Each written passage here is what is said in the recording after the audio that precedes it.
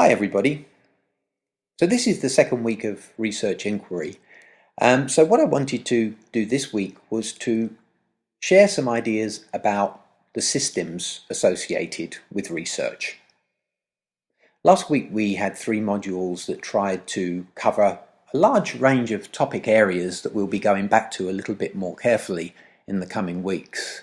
And we also tried to introduce different types of research experiments, methodologies that might help you to move away from purely linear thinking and writing in a linear form, and to think about information management as analogous to spiders' webs or interconnecting networks of data.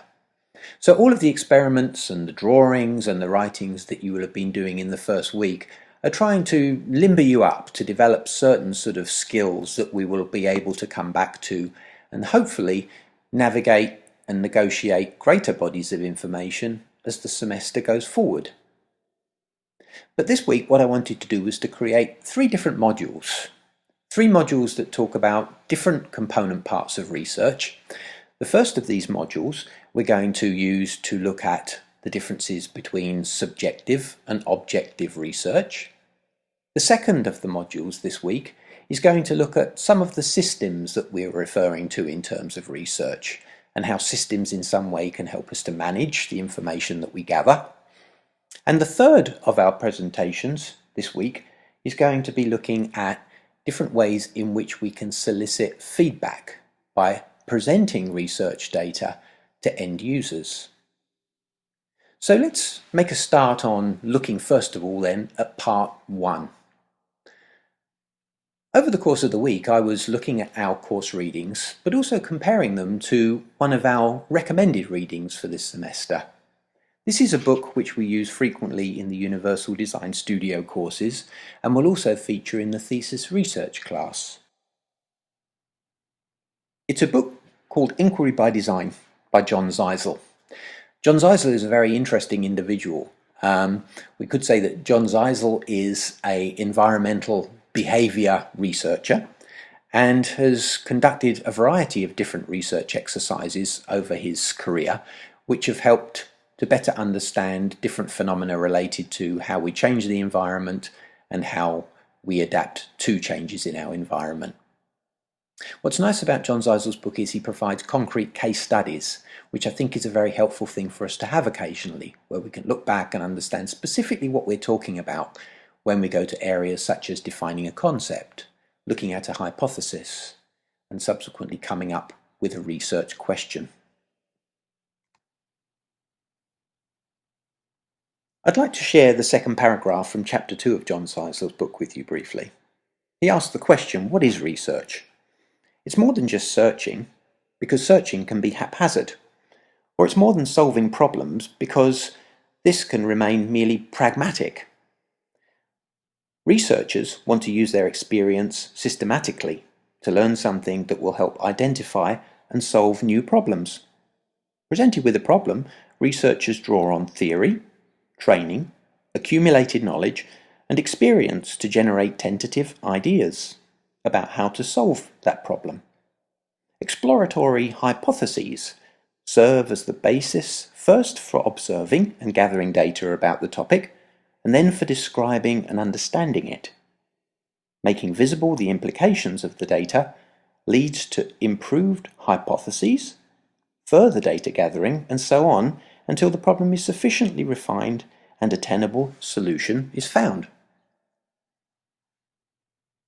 So John Zeisel points out to us again that in fact, just like our flat hunting analogy for last week, we can all research, but can we do it very effectively? How much time does it take us to work through the data? If we're going to apply these principles to our professional life, we have to be efficient with them. We have to determine when too much information will get us into trouble. We need to be able to cut out the time it takes to kind of wander off down inappropriate avenues of inquiry. And for that reason, we develop systems. The other thing about creating systems is that by the system we can evaluate what is good and what is bad research. How might we evaluate some of the data that you're gathering at the moment? One of the questions that we'll be looking at here in Chapter 1 is your information subjective or objective? What does that actually mean, and how can we form a basis for judging your work on that level? Well, one of the reasons that it may be easy for us to conduct research on our own behalf is because, of course, we have an implicit knowledge of our own personal needs.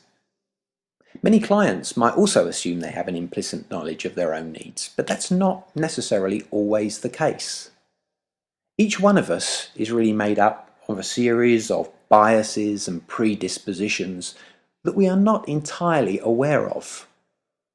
So when it comes to looking at our design problem for the first time, having the designer offering input as to whether we're actually really searching for the things that will ultimately solve our problem is a fundamentally important part of establishing a good design program and focusing our design in a cost-effective and timely way.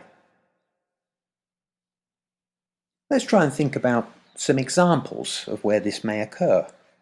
Let's go back to that flat hunting scenario. You might have been very good at finding your own flat, but how effective would you be in hunting a flat for somebody from a different cultural background than your own? We might think first of all that the amount of space, the location, would be almost the equivalent of our own. But let's imagine that you're looking for an apartment for somebody that has a family, somebody who's a newcomer to Boston and has other pressures and other needs that they need to incorporate into their apartment. Let's imagine that their cultural background places much greater emphasis on using their home not just as a family location, but as a place to greet guests or accommodate other members of the family travelling from other distances. And let's hone in on that. Let's look at the way in which we utilise some of the spaces within our home. One in particular that I always find very interesting as a newcomer to the United States is the nature of the dining room in an American home. For certain cultures, the dining room becomes a centre. It becomes a place to engage our guests, to put on large meals on a regular basis, or even to kind of maintain a certain ritual from our old cultural background that encourages the children and the parents to sit with one another for regular meal times. So without knowledge of all of these different behaviour patterns, it would be very, very difficult for us to understand what type of search criteria we should be pursuing. Some of the preliminary strategies that we talked about last week for conducting research would be very important in this scenario. We might need to meet with the family. We may need to understand their own unique desires and needs, some of which would be very specific, of course. Others would be more general, related to their family structure. Others might be narrative, telling stories about what happens during the annual cycle of activities in the year, certain holidays, certain festivals that might be important. We may need to conduct conventional research, looking in the library to understand what these rituals and celebrations require us to think about.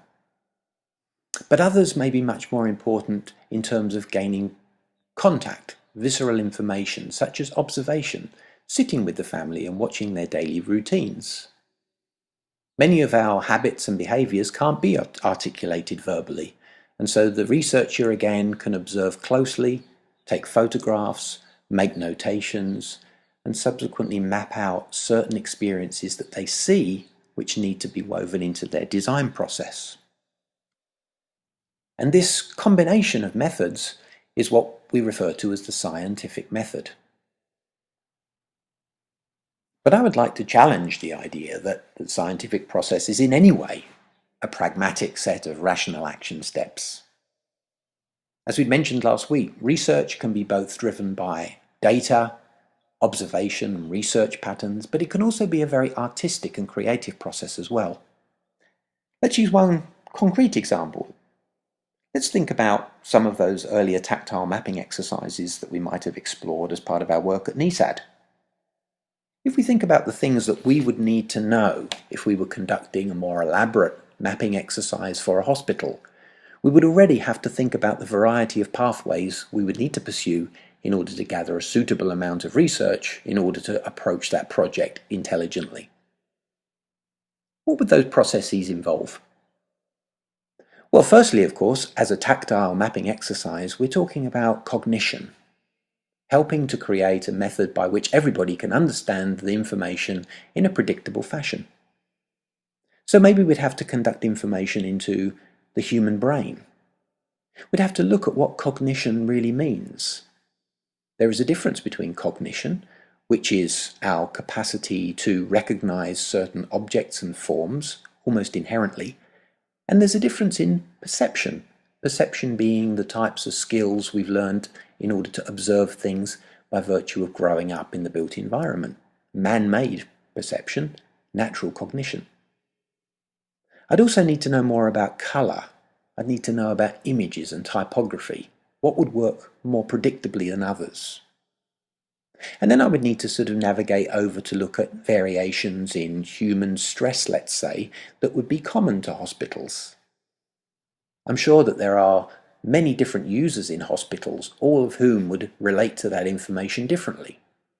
The staff in the hospital would engage with it on a regular basis, a daily basis. But of course, many people coming to a hospital urgently looking for the right location are temporary users.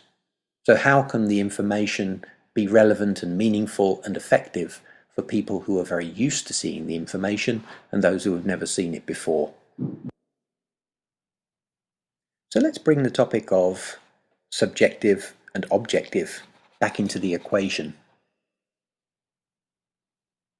In your readings for the semester and the writings of John Zeisel, we see an emphasis on understanding the difference between how you observe the world as an individual human being and how a researcher observes the world. And as researchers, what we need to do is to be able to bypass some of these unconscious prejudices and find ways to see the world through a different lens.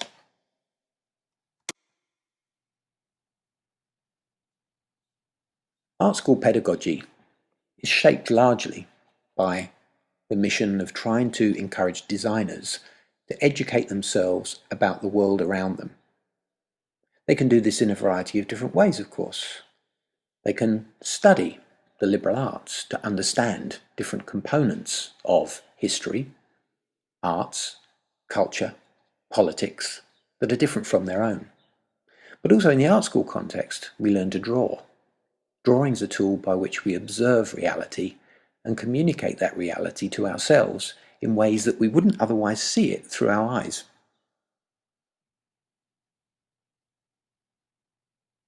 There's a large premium placed on the unique ideas and experiences that we bring to the school. Many of us come from different countries. All of us come from a very different type of background from one another in one way or the other. And we refer to these different experiences as your own personal cultural capital. They bring with them certain virtues and advantages that you may have in differentiating yourself as a designer further on down the road, but they may stand in your way when you're trying to become an objective researcher.